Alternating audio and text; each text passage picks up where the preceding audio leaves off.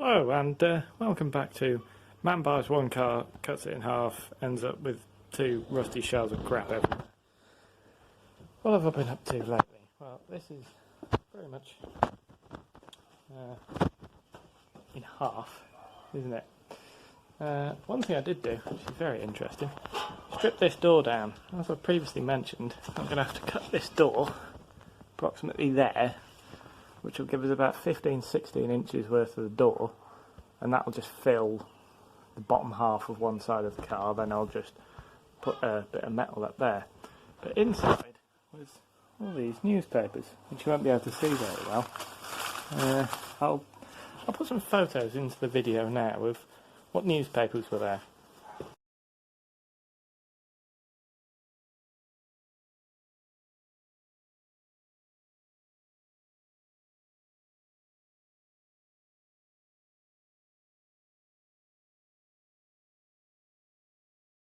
So it was basically a load of stuff from 1965, the 12th of February 1965, which, as it turns out, that's my birthday, except not the 65 bit.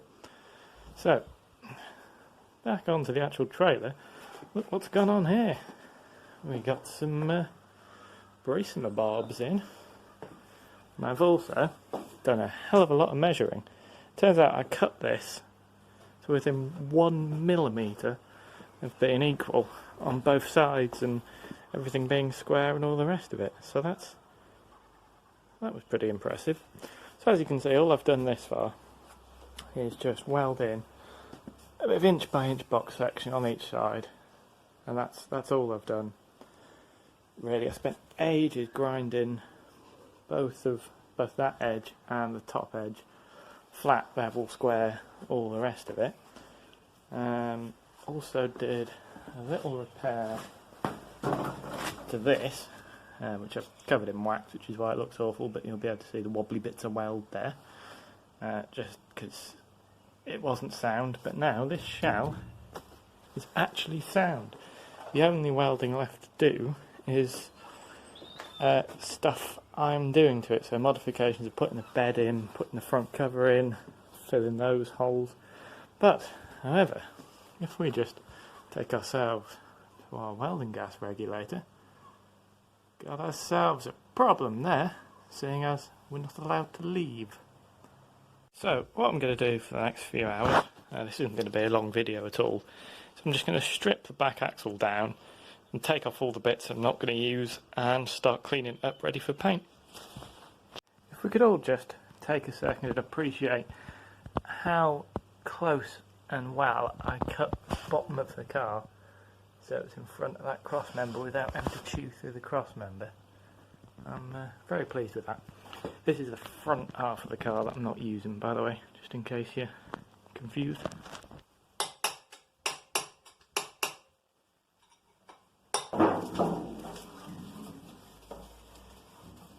Let's just wash all the asbestos down a bit, shall we? Not all glamour, this.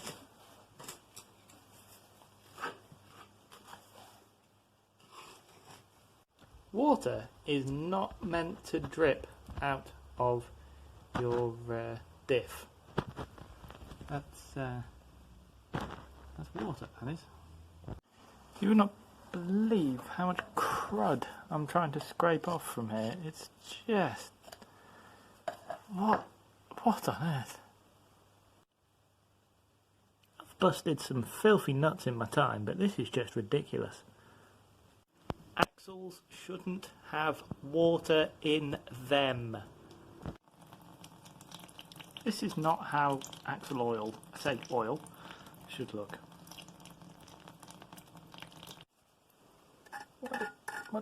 What do you think you are? What? Meanwhile, my soup is going fantastic. While this god-awful mess is draining, I've found the perfect counterweights for balancing the diff, well, balancing the whole unit while the diff is removed. It's a big hammer that side and a slightly smaller hammer that side. That's got that in perfect equilibrium. Right, so with the back axle, I'm still going to use the back axle, and I've stripped it down, and I'm just going to explain what I've done to that side and what I need to finish doing to this side. So the wheel bearing, which is in here, is usually fed by oil that's flicked up from the diff, travels along here and drips onto it. But obviously I'm not having a diff and I'm not filling this with oil, so I've mashed loads of grease, absolutely packed it full of grease all the way around the wheel bearing, and hopefully that will do.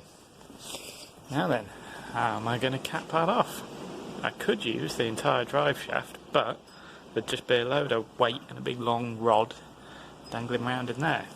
So I've cut down the drive shaft basically so it's one sort of plate that will just sit on the end and encapsulate it. So yeah, that's how I'm dealing with the back axle. So I'm just going to put this plate on, put the drum brake on, give it a final wire brush down. Then I'm going to make a little plate to enclose this, make a gasket for said plate, then I'm going to paint it.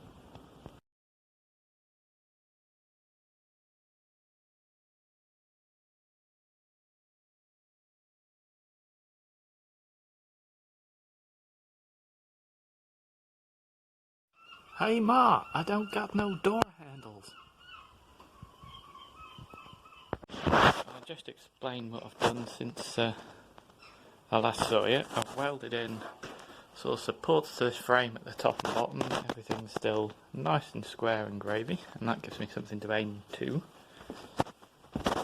And over here, as you can see, I've cut the outer skin off the passenger door, filled in the door handle area and the thing there, and welded all the way around it. As you can see, I've marked and cut the outer door skin. So it's just the outer door skin I'm using for the whole door. I just need to go around with a screwdriver and peel this lip up. And just go all the way around the side and bottom, and then it just fall off, because how these are made is the door skin, apart from a tiny little weld up here, just peels over the sort of inner frame. So these doors will actually be completely usable again, which I'm quite pleased with, because they needed an outer skin anyway. I'm just using the good bits of the outer skin.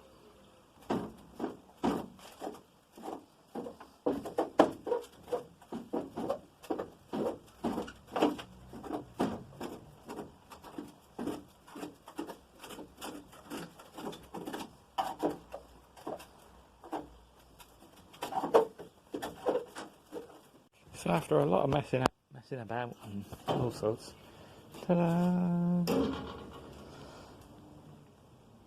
Now, what I need to do next is fill all those holes in.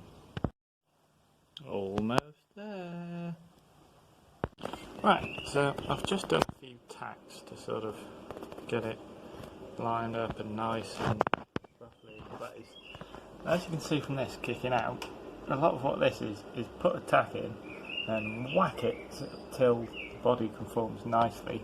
I'm going to lead load over all these joints once I've done all the welding. As you can see, it's quite sort of fit there, and it's all wavy here, and there's a gap and everything. But basically it's a case of put a little spot, bend the door, put a little spot, bend the door, keep going, and then weld it all.